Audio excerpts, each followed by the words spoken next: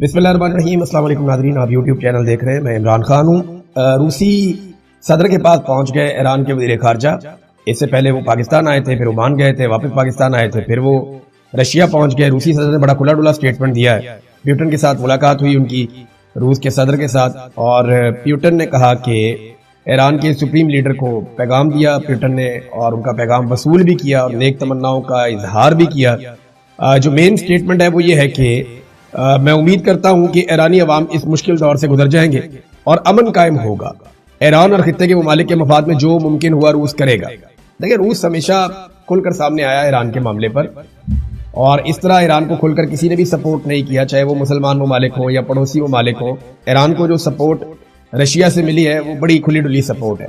उसकी एक वजह यह भी है ना कि रूस जब भी किसी मुल्क के साथ लड़ता है या तनाज़े में आता है तो अमेरिका खुलकर रशिया के खिलाफ खड़े होने वाले मुल्क को सपोर्ट करता है, चाहे हथियारों के साथ हो, चाहे पैसे के साथ हो, चाहे इखलाकी नुक्ता नजर से हो, चाहे अक़वाम मुत्तहिदा में वीटो करना हो, या अपने इत्तेहादियों के साथ मिलकर दबाना हो। तो रशिया के खिलाफ हमेशा अमेरिका खड़ा होता है। इसी तरह रूस को मौका मिला तो रूस ईरान के साथ खड़ा हुआ, और रशिया ने ईरान के लिए स्टेटमेंट उस लेवल तक दिए हैं जिस लेवल तक कोई और मुल्क नहीं दे पाया। पाकिस्तान के हवाले से हल्की फुल्की सी अब तनकीद भी आना शुरू हो गई है। ये एक ईरानी पार्लियामेंट की कौमी सलामती और खारजा पॉलिसी कमेटी के तर्जुमान हैं इब्राहिम रज़ाई। इन्होंने एक ट्वीट किया है, इंग्लिश में ट्वीट है, मैं इसका ट्रांसलेशन आपको पढ़ के सुना देता हूँ कि पाकिस्तान हमारा अच्छा दोस्त और हमसाया मुल्क है, लेकिन मुज़ाकरात के लिए ये मौजू सालिस नहीं है और ना ही इसके पास सालसी के लिए जरूरी साख मौजूद है। ये हमेशा ट्रंप के मफाद को मद्देनजर रखते हैं और अमरीकी ख्वाहिशात के खिलाफ एक लफ्ज भी नहीं बोल पाते। मिसाल के तौर पर दुनिया को बताने के लिए तैयार नहीं है कि अमेरिका ने पहले पाकिस्तान की तजवीज को कबूल किया मगर बाद में अपने वादे से फिर गया। ये भी नहीं कहते कि लबनान के मामले या मुंजमद असासों के बारे में अमरीकी वादा कर गए थे मगर उन्हें पूरा नहीं किया गया। एक सालिस तो गैर जानिबदार होना चाहिए, ना कि हमेशा एक फरीक की तरफ झुकाव रखे। देखिए, मैंने पहले भी आपको ये कहा था कि ये पाकिस्तान के ऊपर उंगली उठेगी। वजह यह कि हमारी पोजीशन बड़ी अजीब है ना। हम ना अमेरिका की गारंटी दे सकते हैं, ना अमेरिका से गिला और शिकवा कर सकते हैं। हम सिर्फ अमेरिका की मदद कर सकते हैं। हाँ, ईरान से हम गिला शिकवा भी कर सकते हैं और ईरान से हम गारंटियां भी मांग सकते हैं। अमेरिका से ना हम गारंटी मांग सकते हैं, ना अमेरिका की हम गारंटी दे सकते हैं, ना अमेरिका अगर खिलाफवर्जी करे किसी मामले की तो हम क्या करेंगे हम ये भी नहीं बता पाते। तो पाकिस्तान की एक बड़ी कमजोर पोजीशन है। इस पोजीशन में आप सहूलतकार तो हो सकते हैं, लेकिन सालसी करना जरा मुश्किल होता है। यही बात अब ईरान में से भी सामने आना शुरू हो गई है। उनकी पार्लियामेंट की कौमी सलामती और खारजा कमेटी के तर्जुमान जो है उन्होंने ये स्टेटमेंट दिया है। स्टेटमेंट मैंने आपके सामने रख दिया। नाज़रीन, ईरान में अपने आप को जंग के लिए पेश करने वाले अफराद की तादाद 3 करोड़ हो गई। ये वो 3 करोड़ लोग हैं जिन्होंने हुकूमत की इस दरखास्त के बाद कि अगर जमीनी हमला किया जाता है या लड़ाई तूल पकड़ती है तो ईरान की फौज कम पड़ जाएगी। ऐसे में हमें वॉलंटियर्स चाहिए जो बहुत बड़ी तादाद में सामने आए, उन्हें हथियार दिए जाएं और वो लोग मुकाबला करें बाहर से आने वाली फौज का, या कोई भी जारियत करता है ईरान के खिलाफ तो मुकाबला करें। तो अब जो तादाद होगी वो 3 करोड़ हो गई है। पूरी दुनिया में किसी भी मुल्क के 3 करोड़ फौजी नहीं है। यानी सबसे ज्यादा फौजियों की तादाद चाइना की है, फिर अमेरिका की है, लेकिन इन दोनों को भी मिला लें तो इतने फौजी नहीं है। ये तो बहुत बड़ी तादाद है फौजियों की, जो कि 3 करोड़ है। 3 करोड़ फौजी तो नहीं है, वॉलंटियर थे। तो ये जनाब लोगों ने अपने आप को रजिस्टर कर दिया और इसका इजहार किया है कालिबाफ ने, जो स्पीकर हैं कौमी असम्बली के ईरान के और मुज़ाकराती कमेटी के हेड। तो उन्होंने एक पोस्ट की और उसमें उन्होंने कहा कि आप तारीख के वो चैंपियन हैं जो हमेशा फतहयाब रहेंगे। इराक़ची ने 2 बड़े अहम बयान दिए। एक, उन्होंने कहा जी हमारे जो मुज़ाकरात अपने मकासद में अभी तक पूरी तरह कामयाब नहीं हुए, हालांकि पेशरफ्त हुई है। पेशरफ्त से वो नहीं मुकरते, वो ये कहते हैं कि पेशरफ्त हो रही है लेकिन मुज़ाकरात में पूरी तरह से हम कामयाब नहीं हुए, और उसकी वजह उन्होंने 2 चीजों को करार दिया। उन्होंने कहा कि अमेरिका के गलत रवैये एक वजह है और दूसरा हद से ज्यादा अमेरिका के मुतालबात ये वजह है। लेकिन इसके बावजूद ईरान ने दिल बड़ा करते हुए पाकिस्तान के जरिए से जो तजावीज अमेरिका को दी है, मैंने आपको पिछले वीलॉग में बता दिया था, और अब वो बाकायदा पाकिस्तान की और आलमी मीडिया पे छपना शुरू हो गई है। क्योंकि ये कॉमन सेंस की बात है। यही 2 चीजें जहां पे आगे सारे फंसे हुए हैं। नंबर 1 आपने हुर्मुज़, नंबर 2 ईरान की जौहरी सलाहियत। ये 2 चीजें हैं ना कि ईरान अपने जौहरी प्रोग्राम के साथ क्या करता है, एटमी प्रोग्राम के साथ क्या करता है, और एक आपने हुर्मुज़ का स्टेटस क्या होगा। तो इस पे जो ऑफर या तजावीज ईरान ने दी है अमेरिका को, वो बड़ी दिलचस्प है और वो पाकिस्तान के जरिए से दी है। उन्होंने कहा जी कि जौहरी मुज़ाकरात हम बाद के मरहले में कर लेंगे, तफसील से बैठेंगे, बाकी स्टेक होल्डर भी आ जाए, आलमी एजेंसी IAEA भी आ जाए, तो वहां बैठ के तसल्ली से जो जौहरी मामलात हैं उनके ऊपर हम तय कर देंगे। लेकिन इस वक्त जो उन्होंने तजावीज पेश की हैं उसमें यह है कि आपने हुर्मुज़ को खोल दिया जाए पहले और नाकाबंदी खत्म कर दी जाए। अब ये नाकाबंदी अगर खत्म हो जाती है अमेरिका की जानिब से तो एक बेहतर सूरत हाल होगी और जंगबंदी कायम रहे।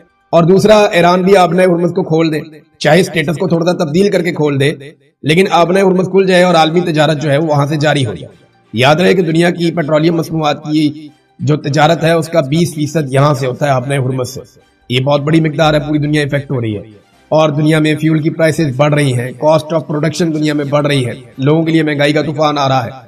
ये मामला अगर यूं रहता है तो अगले चंद महीनों में ये ज्यादा बुरे हालात हो जाएंगे। तो ईरान ने इसका सोल्यूशन दे दिया है कि हम मुज़ाकरात करते रहेंगे, फ्री कैन बैठते रहेंगे, बाकी मामला को बाद में हल कर लेंगे, लेकिन फौरी तौर पे आपने हुर्मुज़ को खोल दिया जाए और नाकाबंदी खत्म कर दी जाए, इसके ऊपर एक वायदा पहले कर लिया जाए। ये बड़ी काबिले अमल चीज है जो इराक़ची ने बताई है और अमेरिका को एक ऑफर दी गई है। लेकिन देखना यह है कि अमेरिका इस ऑफर को तस्लीम करता है या अभी मजीद नाकाबंदी और घेराबंदी जारी रखता है, क्योंकि इतलात तो यही आ रही है कि अमेरिका बड़ी मिकदार में बहुत बड़े पैमाने पर हथियारों को इस रीजन में पहुंचा रहा है। दूसरा, इसराइल ने जो लेबनान के साथ जंगबंदी की थी वो लगातार खिलाफवर्जी हो रही है। इसराइल ये कहता है कि हिजबुल्लाह खिलाफवर्जी कर रहा है, वो धमाके कर रहा है और वो इसराइली फौजियों के ऊपर अटैक कर रहा है, जबकि हिजबुल्लाह और लेबनान बार बार कहते हैं कि इसराइल खिलाफवर्जी कर रहा है। जनूबी लेबनान के कस्बों में बड़ी भारी बमबारी की है इसराइल ने, उसके बाकायदा मनाजिर भी जारी किए गए हैं, वो दिखाई भी दे रहे हैं। तो सबको पता है कि किस किस्म की सूरत पैदा होगी। अमेरिकी सदर डोनाल्ड ट्रंप ने एक इंटरव्यू दिया, उस इंटरव्यू में जो उन्होंने सबसे बड़ा दावा किया वो फिर वही है कि अमेरिका ईरानी यूरेनियम हासिल करके रहेगा। यानी ये जो डोनाल्ड ट्रंप का कहना है ना कि ईरान की यूरेनियम अमेरिका ले जाएगा या हासिल कर देगा, ये खौफनाक चीज है। इस पे ईरान नहीं मानेगा और यहां लड़ाई बढ़ सकती है। लेकिन डोनाल्ड ट्रंप का एक ट्रैक रिकॉर्ड है, डोनाल्ड ट्रंप बहुत ज्यादा मांगता है और फिर कुछ थोड़ा सा लेकर वो एक स्टेटमेंट तब्दील करता है और वो राजी हो जाता है और वो अपनी हार को जीत कहने की भी सलाहियत रखता है कि मैं जीत गया। डोनाल्ड ट्रंप का ना एक बड़ी जबरदस्त कैरेक्टर है डोनाल्ड ट्रंप का। वो ये मांगेगा कि आप मुझे यूरेनियम दे दें, मैं यूरेनियम लेकर जाऊंगा, मैं यूरेनियम नहीं छोड़ूंगा। और बाद में अगर ईरान के साथ कोई ऐसा मुआहदा हो जाता है कि ईरान एटमी तजर्बा नहीं करेगा एटम बम का और यूरेनियम को दूसरे मकासद के लिए इस्तेमाल करेगा, तो डोनाल्ड ट्रंप कहेगा ये मेरी बहुत बड़ी फतह है। तो तब डोनाल्ड ट्रंप को पूछेगा भी थे आपने यूरेनियम लेकर आनी थी अमेरिका में, तो वो कहेगा जी क्या फायदा, वो खत्म ही हो गई और अब वो किसी और मकसद के लिए इस्तेमाल होगी। तो ट्रंप के अंदर ना ये फ्लेक्सिबिलिटी बहुत ज्यादा है, वो बड़े आराम से अपना स्टेटमेंट तब्दील करके अपने आप को फातेह करार दे देता है। और ट्रंप की पार्टी भी ऐसी है कि वहां पे बहुत सारे लोग इस बात को मान भी जाते हैं। तो डोनाल्ड ट्रंप ने एक तो ये बात की है। दूसरी जो डोनाल्ड ट्रंप ने बात की वो ये की है कि ईरान के पास सिर्फ 3 दिन बाकी बचे हैं। अब ये क्या कोई डेडलाइन है? नहीं। ट्रंप ने कहा कि 3 दिन के बाद डोनाल्ड ट्रंप के और अमेरिका के अंदाजों के मुताबिक ईरान अंदरूनी तौर पर फटना शुरू हो जाएगा। वजह जो है वो माली मामला है, तेल की सप्लाई रुकने का बहुत बुरा अंजाम होगा ईरान का और ईरान अंदरूनी तौर पे बहुत ज्यादा इंतशार का शिकार हो जाएगा और उसको काफी प्रॉब्लम्स होंगे। तो उनके पास 3 दिन बाकी हैं, ये अमरीकी अंदाजा और अमरीकी तखमीना है। वैसे अभी तक ईरानी अमरीकी अंदाजों से ज्यादा ढीठ साबित हुए हैं और मुश्किल साबित हुए हैं। ये भी आपको मैं बताता हूँ डोनाल्ड ट्रंप ने क्या कहा। पहले तो डोनाल्ड ट्रंप ने कहा कि पिछली क़यादत की जगह पे एक बेहतर क़यादत आ गई है। हालांकि सारी लड़ाई जो है वो नई क़यादत ने लड़ी है, पिछली क़यादत तो पहले हमले में ही शहीद हो गई थी। लेकिन साथ ही डोनाल्ड ट्रंप ने इसी इंटरव्यू में कहा कि ईरान की क़यादत बहुत अजीब है, समझ नहीं आ रहा हमारा वास्ता किन लोगों से पड़ गया है। ये भी डोनाल्ड ट्रंप ने कहा और इसी इंटरव्यू के अंदर कहा। फिर उन्होंने कहा कि अमेरिका ने ईरानी फौज को मुकम्मल तौर पे कुचल दिया है, मगर अब भी वहां पे खतरात मौजूद हैं। तो नाज़रीन, ये इंटरनेशनली चीजें चल रही हैं, हम इनको रिपोर्ट करते चले जा रहे हैं। रीजन में अमेरिका हथियार इकट्ठे कर रहा है, बड़े पैमाने पर उसकी मूवमेंट जारी है। ऐसी ही मूवमेंट अमेरिका फरवरी के महीने में और जनवरी के महीने में कर रहा था।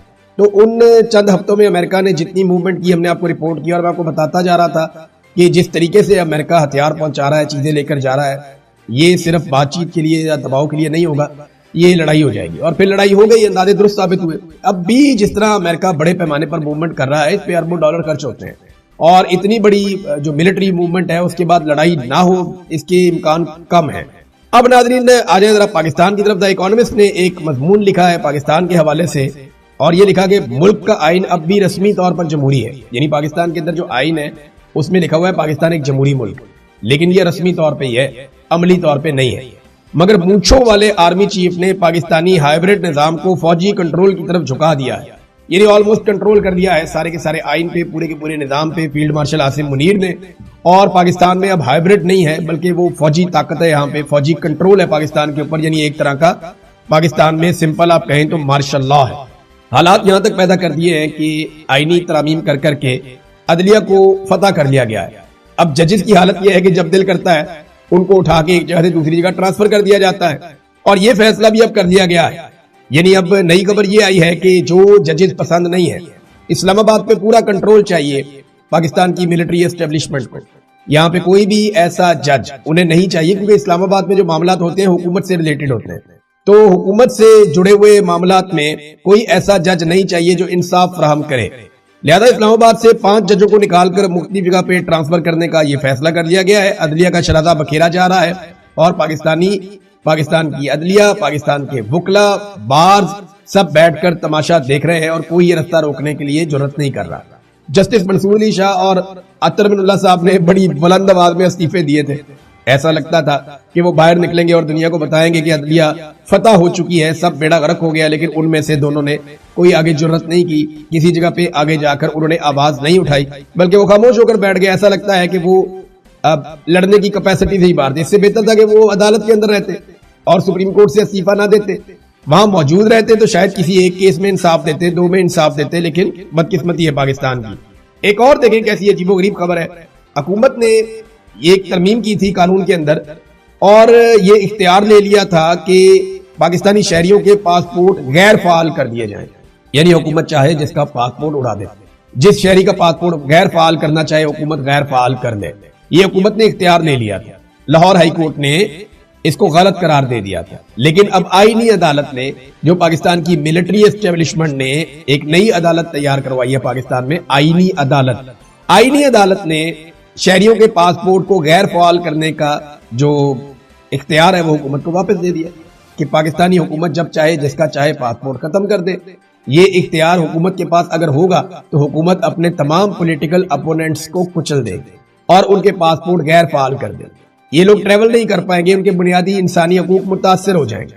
लेकिन आईनी अदालत ने ये वाली सहूलतकारी भी कर दी। आईनी अदालत को जो भी कहेगी ना पाकिस्तान की एस्टेब्लिशमेंट, वो फौरी तौर पे कर देगा, फौरी तौर पे कर देंगे। पाकिस्तान को पूरी तरह से जकड़ लिया मिलिट्री एस्टेब्लिशमेंट ने।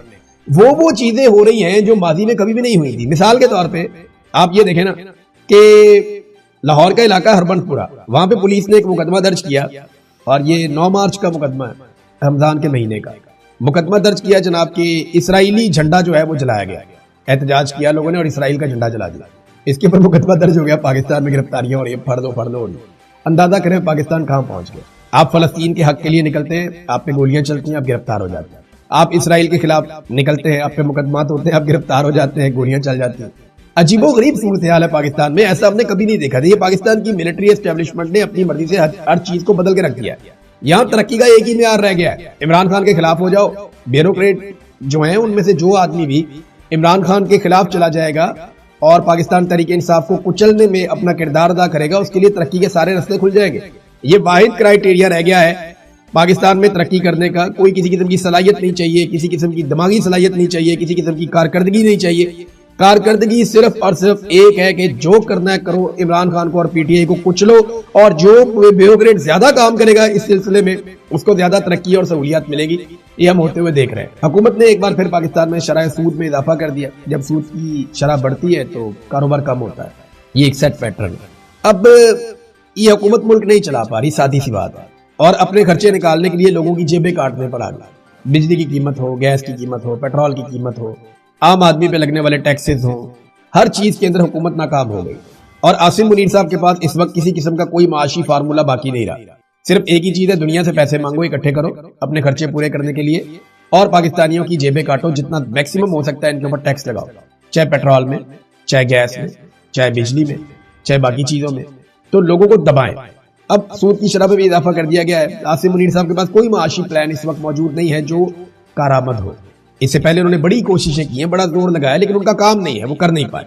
और ना ही मौजूदा सियासी अदम इस्तेहकाम का कोई हल उनके पास है। जिन लोगों के पास हल है उनमें से आधे जेलों में है और बाकियों को दीवार के साथ लगाया हुआ है, तो फिर हल तो नहीं निकलता इस तरीके से। हालात यहां तक पहुंच गए कि इमरान खान साहब के वकालतनामे पे दस्तखत करवाने के लिए इमरान खान साहब के वकीलों को अदालतों से जाकर रुजू करना पड़ता है। ऐसा माजी में कभी नहीं हुआ।